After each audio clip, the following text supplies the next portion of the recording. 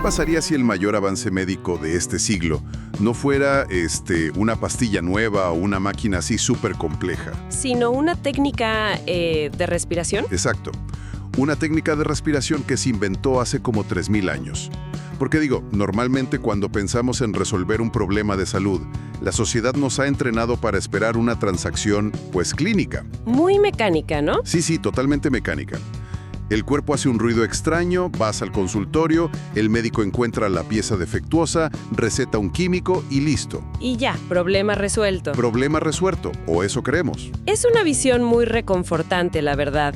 Como seres humanos, nos da mucha tranquilidad pensar que la salud es un interruptor binario, o sea, encendido o apagado, roto o reparado. Y durante mucho tiempo, fíjate que esa fue la lente exclusiva con la que miramos la medicina occidental. Pero luego nos sumergimos en la lectura que nos reúne hoy. Un artículo sumamente revelador titulado Discover 12 Plus Powerful Ways People Heal. Y de pronto esa visión tan binaria pues se queda corta. Muy corta. Así que, a ver, vamos a desempacar esto porque la misión de nuestro análisis a fondo de hoy es entender cómo la humanidad está expandiendo radicalmente su botiquín de medicinas. Me encanta esa frase, el botiquín. ¿Verdad? Estamos hablando de un punto en la historia donde miles de años de observaciones empíricas están chocando de frente con los escáneres cerebrales y la genética moderna. Y entiendo perfectamente que para quienes nos escuchan hoy, mezclar siglos de historia médica con tecnología de punta puede sonar a una receta para el agobio informativo. O sea, vivimos en una era donde todo mundo tiene una opinión sobre la salud. Sí, abres redes sociales y todo el mundo es experto. Exactamente. Sin embargo, el objetivo de explorar este material no es memorizar una enciclopedia de tratamientos. Digo, históricamente la sanación dependía puramente de la geografía. Si nacías en cierto valle, pues te curabas con las raíces de ese valle y ya. Claro. La diferencia es que hoy vivimos en la era de la medicina integrativa. Es la primera vez que la ciencia del microscopio tiene las herramientas para validar y, bueno, a veces corregir la filosofía del bienestar oriental. Y eso es exactamente lo que queremos lograr en esta inmersión de hoy. Queremos que la audiencia tenga el mapa completo para ver su salud como un ecosistema fascinante, no como una lista de síntomas al azar. Totalmente. Y para que todo esto tenga sentido, creo que hay que empezar por el terreno más conocido para la mayoría, la medicina moderna occidental, a la que el texto también llama alopatía. Que es el cimiento sobre el cual construimos nuestra expectativa de vida actual. O sea, el artículo no escatima en darle el crédito que merece, especialmente en lo que llamamos cuidados agudos. Ajá, las emergencias. Sí, las emergencias. Piensa en la revolución de los antibióticos. Antes de ellos, un simple raspón infectado trabajando en el campo, pues era una sentencia de muerte. Wow. Sí, no lo pensamos así hoy. No, ya lo damos por hecho. Los antibióticos no solo curan, alteran el curso de la historia humana al combatir infecciones bacterianas de manera, pues, fulminante. Fulminante, sí. Y lo mismo aplica para intervenciones donde un sistema colapsa. Los medicamentos modernos pueden estabilizar desequilibrios químicos severos y devolverle a una persona el control de su vida. Digo, en cuestión de semanas. Y yendo más allá de las pastillas, los avances tecnológicos que menciona la fuente parecen, magia negra, pero en el buen sentido de la palabra. Sí, de ciencia ficción. Ándale, ciencia ficción.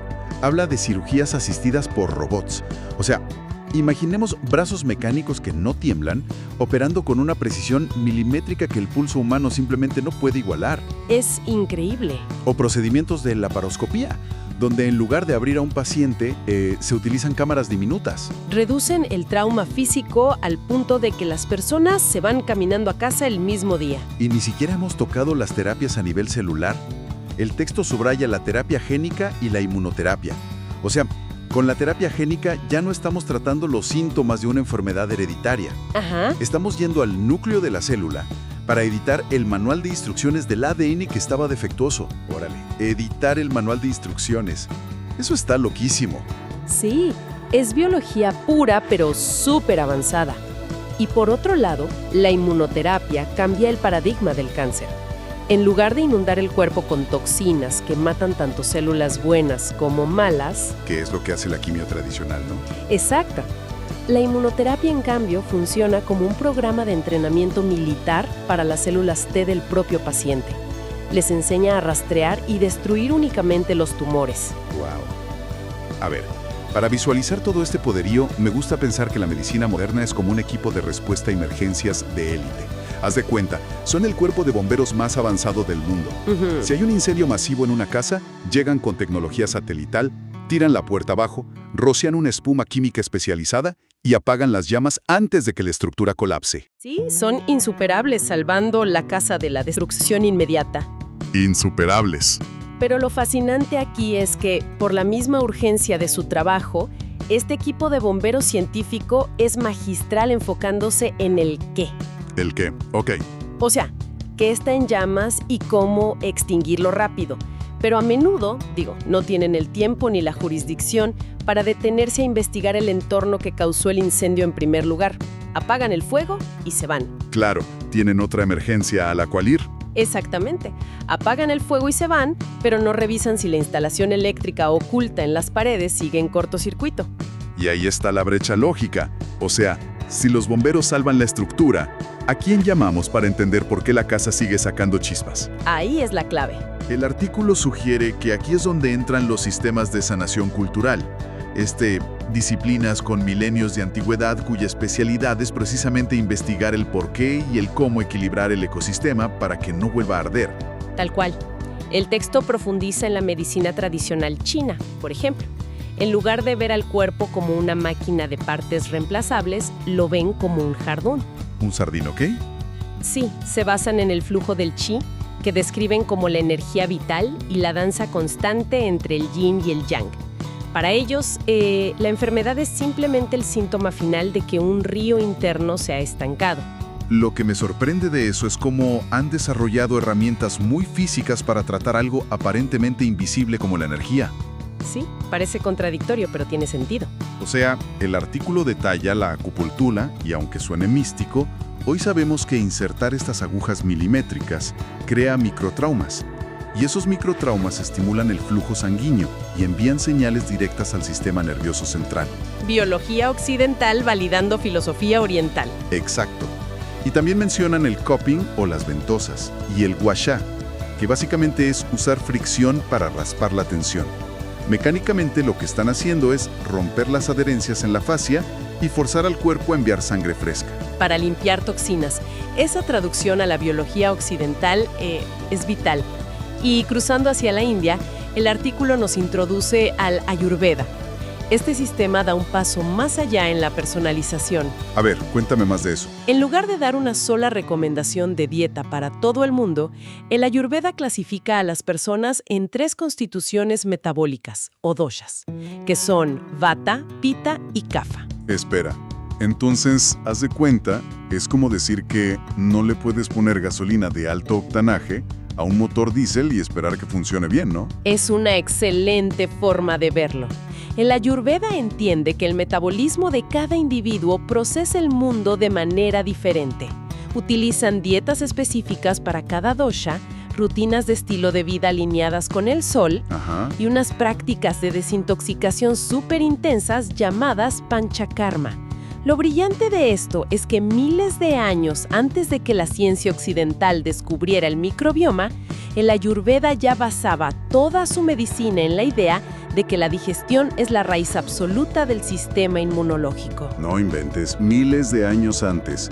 Aunque bueno, hay que poner las cartas sobre la mesa. A ver. Para una mente analítica, educada con resonancias magnéticas y laboratorios, escuchar conceptos como energía vital o doshas enciende una alarma inmediata de escepticismo en mucha gente. Claro, suena a pseudociencia para algunos. Pero el artículo hace hincapié en que no debemos descartar esto como medicina alternativa o de segunda mano. Definitivamente no. De hecho, para gran parte de la población global, esta es su medicina primaria. Y la razón por la que sobreviven y prosperan es porque ofrecen un modelo sistémico. Y esto nos empuja a la gran pregunta de por qué la medicina occidental tardó tanto en adoptar esta visión de sistemas conectados. Sí, ¿por qué? Pues mucho tiene que ver con cómo se dividió el estudio del cuerpo y la mente en la historia europea temprana. Pero la buena noticia es que la ciencia moderna ya alcanzó a la filosofía. Y ese choque de mundos nos lleva a lo que el texto llama la medicina mente y cuerpo. Creo que aquí hay una afirmación en el artículo que cambia las reglas del juego. Totalmente. Afirma que el cerebro y el sistema inmunológico mantienen una conversación bidireccional, o sea, ininterrumpida, las 24 horas del día. No están separados, son la misma red. Esa es, sin duda, la revolución silenciosa de nuestra época. Durante siglos asumimos que nuestros pensamientos vivían en una nube etérea allá arriba y nuestro cuerpo operaba abajo, en la fábrica. Como tosas separadas. Ajá, ahora entendemos la mecánica pura del estrés. Cuando una persona percibe una amenaza constante, que ya no es un león persiguiéndote en la sabana, sino un correo electrónico del jefe a las 11 de la noche... Uf, ese león sí asusta. Sí, te quita el sueño. Pues la amígdala en el cerebro activa la alarma y el cuerpo se inunda de cortisol. Que es estupendo si necesitas correr por tu vida durante 5 minutos. Exactamente.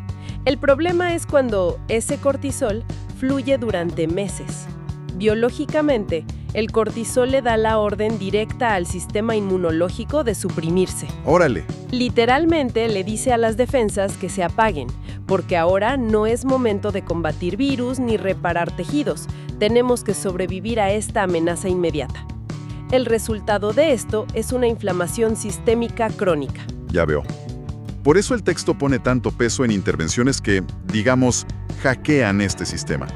Habla del mindfulness y la meditación, pero no como un ejercicio espiritual o esotérico, sino como una técnica neurológica.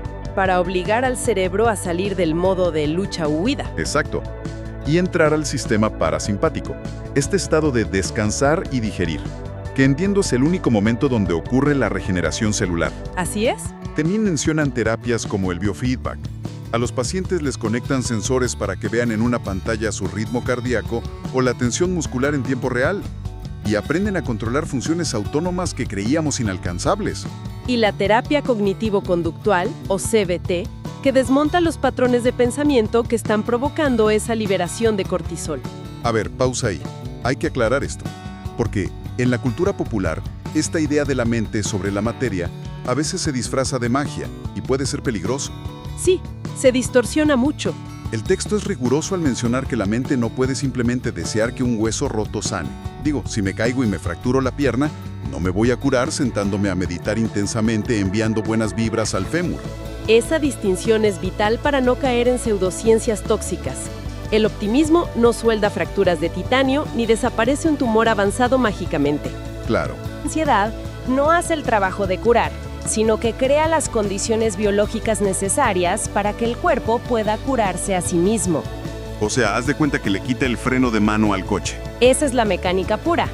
Si el sistema nervioso no está gastando toda su energía metabólica en procesar estrés crónico, los osteoblastos, que son las células encargadas de formar y reparar el hueso, pueden hacer su trabajo en la pierna fracturada con el 100% de la eficiencia del cuerpo. ¡Wow! El estado mental no reemplaza el yeso, pero define qué tan rápido y qué tan fuerte se va a regenerar ese tejido. Esa explicación aterriza todo de manera espectacular, la verdad. Y si entendemos que la mente crea el ambiente biológico interno, entonces tiene todo el sentido que el artículo dedique la siguiente sección al entorno físico externo. Sí, las decisiones de estilo de vida completan el rompecabezas de la sanación holística. Y la pieza más grande de ese entorno externo entra por la boca, la terapia nutricional. El texto retoma el antiguo adagio de que la comida sea tu medicina. Se enfoca en dietas antiinflamatorias y el cuidado obsesivo del microbioma intestinal, eliminando los ultraprocesados. Es que hoy sabemos que la flora intestinal produce gran parte de la serotonina del cuerpo. O sea, la nutrición no es solo calorías para tener energía, es información que le dice a tus células cómo comportarse. Ok, pero a ver, tengo que detenerte ahí. Porque después de la nutrición el artículo da un salto hacia la sanación energética y menciona el Reiki, el Qigong, la sanación pránica, esto de trabajar con el biocampo humana. Sí, es un cambio de velocidad en el texto. Para alguien que creció con termómetros y radiografías, escuchar sobre limpieza de auras y biocampos es donde la línea de la ciencia se vuelve muy, muy borrosa. ¿Cómo justifica el material fuente esto para una audiencia escéptica? Es el área que más fricción genera, sin duda. Pero si lo miramos desde los resultados clínicos que reporta el texto, El beneficio documentado y medible de prácticas como el Reiki no es la comprobación de un campo magnético místico. ¿Entonces qué es? Es la inducción de un estado de relajación parasimpática, increíblemente profundo. El toque sutil o la atención enfocada del terapeuta disminuye radicalmente la frecuencia cardíaca y la presión arterial del paciente. Ya. Volvemos a lo mismo. Exacto. Crean el ambiente óptimo de baja inflamación donde el dolor crónico disminuye. No es magia, es el sistema nervioso calmándose. Y hablando de bajar la inflamación a través del ambiente, el artículo trae a la mesa el concepto de reconectar con la naturaleza. Menciona el Shinrin-yoku, o baños de bosque en Japón. Esa parte es hermosa. Sí, y lo interesante es que no se trata solo de que el paisaje sea bonito y te relaje verlo. Los árboles liberan compuestos orgánicos llamados fitoncidas para protegerse de los insectos. Y cuando caminamos por el bosque y respiramos esos compuestos, hay evidencia de que nuestro cuerpo responde produciendo más células natural killers. Que son los francotiradores del sistema inmunológico contra los virus. Exacto. Es una locura cómo interactuamos químicamente con un bosque. Es una maravilla evolutiva. Sumado a eso, el texto toca la hidroterapia, que es usar el choque térmico del agua fría y caliente para bombear la circulación. Y, fundamentalmente, toca la alineación del ritmo circadiano, nuestro reloj biológico interno dictado por la luz del sol. Y aquí es donde se pone realmente interesante, porque la fuente menciona un mecanismo físico que justifica por qué el sueño es tan sagrado. El sistema linfático. Ese mero. Habla de un equipo de limpieza nocturno en el cerebro llamado el sistema linfático. Pero, ¿cómo funciona exactamente este lavado cerebral literal? Porque no suena que haya jabón y esponjas allá adentro, ¿no? No, no hay esponjas, pero es uno de los descubrimientos neurocientíficos más apasionantes de la última década. Fíjate que durante el día las neuronas trabajan frenéticamente y generan desechos metabólicos como proteínas tóxicas. Ok, basura celular. Basura celular. Lo que descubrieron es que únicamente durante las fases más profundas del sueño nocturno, las células del cerebro literalmente se encogen hasta un 60%. Se encogen. Órale. Ya a través del tejido, actuando como una manguera a presión. Arrastra y limpia esas placas tóxicas como la proteína beta-amiloide que está asociada al Alzheimer. Wow. Y el punto es que si no duermes en sincronía con la naturaleza, si te desvelas o no alcanzas sueño profundo, ese sistema de tuberías simplemente no se abre. Me parece increíble cómo la biología de vanguardia termina comprobando con lujo de detalle lo que las abuelas siempre supieron. Vete a dormir temprano y come bien. Sabiduría ancestral pura. Lo cual nos lleva a la cumbre de este documento, a la síntesis final, que es la medicina integrativa. O sea, ya desempacamos los extremos. Tenemos la precisión aguda de los cirujanos y los medicamentos por un lado, y la sabiduría milenaria, la prevención nutricional y la salud ambiental por el otro. Sí, las dos caras de la moneda. El mensaje central del texto es que la verdadera revolución de hoy no es elegir un bando. Si conectamos esto con el panorama general, forzar a un paciente a elegir entre la ciencia moderna y el apoyo holístico es hacerle un daño terrible. La medicina integrativa es el puente que une todo. ¿Y cómo se ve eso en la práctica? Pues el artículo nos ofrece un estudio de caso que lo ilustra a la perfección. Es sobre atención oncológica en un hospital moderno. A ver. Imaginemos a un paciente recibiendo quimioterapia. Ese es el qué, la intervención alopática agresiva, que sí, es tóxica, pero absolutamente necesaria para destruir las células cancerígenas. Claro. Pero la intervención no termina cuando le quitan la aguja. El caso de estudio muestra que ese mismo paciente, en ese mismo hospital, recibe tratamientos de acupuntura. ¿Para qué? Pues para mitigar las náuseas severas sin tener que añadirle más medicamentos a su pobre hígado que ya está trabajando horas extras. Y tiene un instructor de yoga clínico ayudándole a mantener la movilidad.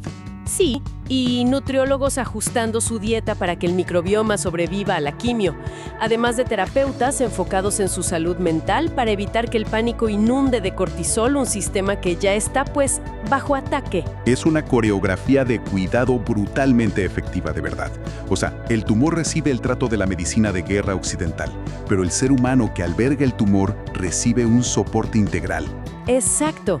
Se reconoce que la erradicación de la enfermedad es vital, claro, pero sostener la vitalidad del ecosistema del paciente es lo que garantice la recuperación a largo plazo. Creo que esa es la victoria intelectual del artículo. Deja clarísimo para la audiencia que lo holístico no tiene por qué ser anticiencia. Para nada. Simplemente toma el lente del microscopio y lo amplía. Incorpora al análisis las horas de sueño, la calidad del aire, los picos de estrés y hasta el sentido de propósito de la persona. Sí, usa todas las herramientas del taller, desde el bisturí robótico hasta los ritmos circadianos. Y ese es el mejor resumen de nuestro análisis. El texto nos demuestra que no hay una única, entre comillas, mejor forma de sanar que sirva como molde para todos. Claro, no hay una talla única. No la hay. La longevidad y la salud vibrante se logran cuando tomamos lo mejor de los tratamientos basados en evidencia y los tejemos meticulosamente con intervenciones de estilo de vida que honren la biografía única de cada persona. O sea, ya no somos máquinas a las que solo se les cambia el filtro de aceite. Somos sistemas complejos, vivos y muy dinámicos. Completamente dinámicos.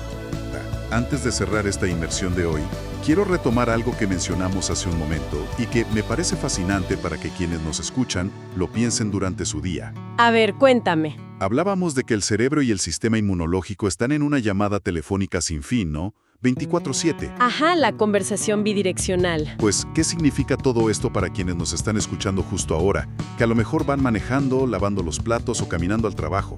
Sabiendo que esa conversación está ocurriendo en este mismo segundo, vale la pena que se pregunten de qué están hablando los sistemas en su interior hoy. Es una gran pregunta. Basado en la calidad de luz que están recibiendo, en el estrés de esa junta de la mañana que acaban de tener, o en si comieron algo que nutre o algo ultraprocesado. Su cerebro le está gritando a su sistema inmune que hay una emergencia y debe detener la reparación celular. O le está enviando señales de que el entorno es seguro para sanar y reconstruirse. Exacto. Es un pensamiento provocador y, la verdad, muy empoderador. Porque nos recuerda que cada decisión diaria, desde cómo respiramos hasta cuándo apagamos las pantallas, es un mensaje directo que le enviamos a nuestra propia biología. Un recordatorio fantástico de que el botiquín moderno es mucho más amplio y está mucho más bajo nuestro control de lo que creíamos. Totalmente de acuerdo. Pues a todos los que nos prestaron sus oídos hoy, esperamos que este recorrido les dé ideas para construir su propio enfoque integrativo. Sigan cuestionando, investiguen las señales de sus propios cuerpos y mantengan la curiosidad alerta. Nos escuchamos en la próxima inmersión.